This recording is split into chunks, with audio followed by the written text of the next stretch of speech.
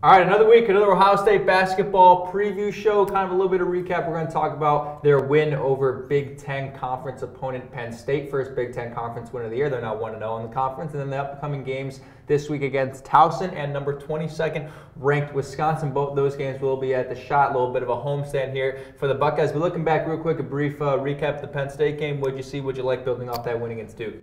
It was real surprising, Kevin. I saw Kyle Young go 1 for 1 from behind the three-point line.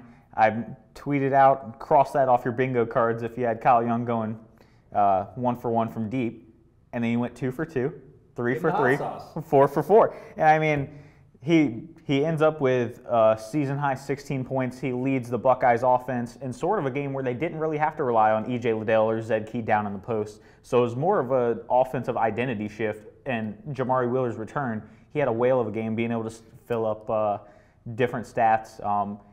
He tied his career high with 9 assists, the most ever for an Ohio State, or tied for the most ever for an Ohio State player at Penn State. So he just had a great game all the way around, 3 steals as well. That's sort of his bread and butter in his game, as you know. So just an all-around great game. Ohio State, they need to get a little bit better at closing out games. They had a lead as big as 18, but then they let Penn State draw within single digits. That's the only real thing I have for Ohio State to improve on. But that was one of their most complete games, I'd say. So what you're saying is Kyle Young is going to replace Justin Ahrens as that number 1 three-point shooter on the team? Chris Holtmann has said he's one of the best shooters in practice. Kyle Young, of all people. I think maybe kind of what happens is, he doesn't take those opportunities too much unless it's open. He's not going to take a contested three most of the time. So maybe it's just one of those games where that's a confidence boost and you start to see him take more, and maybe it's for the better. Exactly, and like you said, he's not taking a lot, so guys aren't. They aren't forcing him to the perimeter. So I mean, he has a little bit more of an open look, maybe a little bit easier stroke for him. So. Yeah.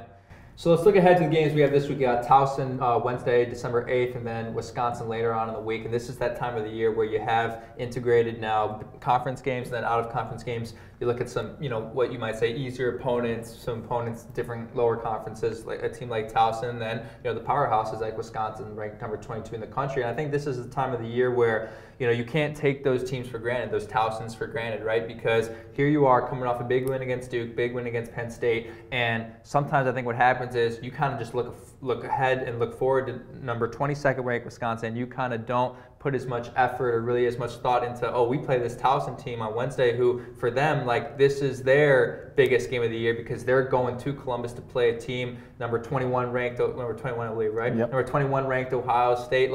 This is the biggest moment for them, and if you take them for granted, that's how you start to lose those games and see those upsets in this point of the season. Yeah, for sure. And the game I want to point to last night was Texas Southern, Florida. Mm-hmm. Texas Southern was a 23.5-point underdog, and they came away with a double-digit victory over Florida.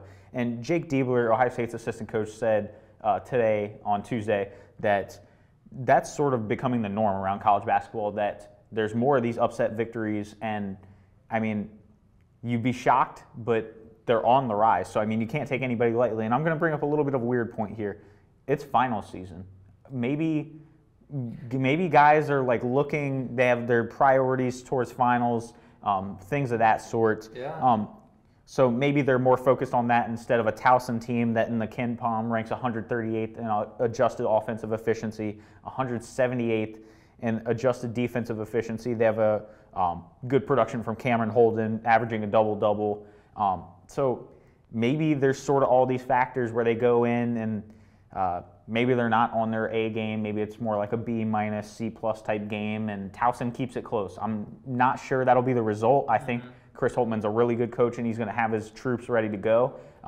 But just with that on the rise, and I mean, even the Akron game to start the season, it was almost an upset. Yeah. And then Ohio State, they're on the other end against Duke, the big upset. So who knows? I mean, once, like they say in baseball, once the pills start flying, that's when the action starts to heat up. You never know what you're going to get. You go in with a game plan. You're going to try and execute that to perfection, but until then, you don't know. So I think Ohio State coasts to a pretty good victory, but don't be shocked if Towson hangs around for a majority into the second half. And then you got number 22 Wisconsin, 12 o'clock on Saturday, second Big Ten Conference game of the year for the Buckeyes. Again, that's number 22nd ranked Wisconsin. This is a good team coming to the shot, a good opportunity to again test where you're at. You already got that statement win against Duke. To get a statement win against a conference opponent as good as Wisconsin, it's going to be a big game on Saturday. Yeah, for sure. Wisconsin, they remind me a lot of their football team. I know it's still sort of football season, transitioning into basketball season, but they remind me a lot of their football team. They play decent offense, but great defense. They're 52nd in adjusted offensive efficiency, and they're 15th in the country in Ken Palm adjusted defensive efficiency. Yeah. They're led at the top of their scoring attack by Johnny Davis, 20.1 points per game, and then Brad Davidson, 15.9 points per game.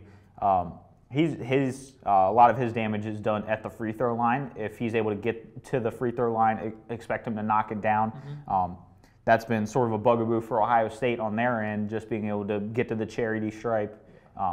Against Duke, they were able to get there 22 times, and they only converted on 50%. Yeah. So, I mean, Brad Davidson, he's doing his job knocking them down. So that could be a factor, especially in a big game like this down the stretch. If some of these guys for Ohio State are in foul trouble, who knows?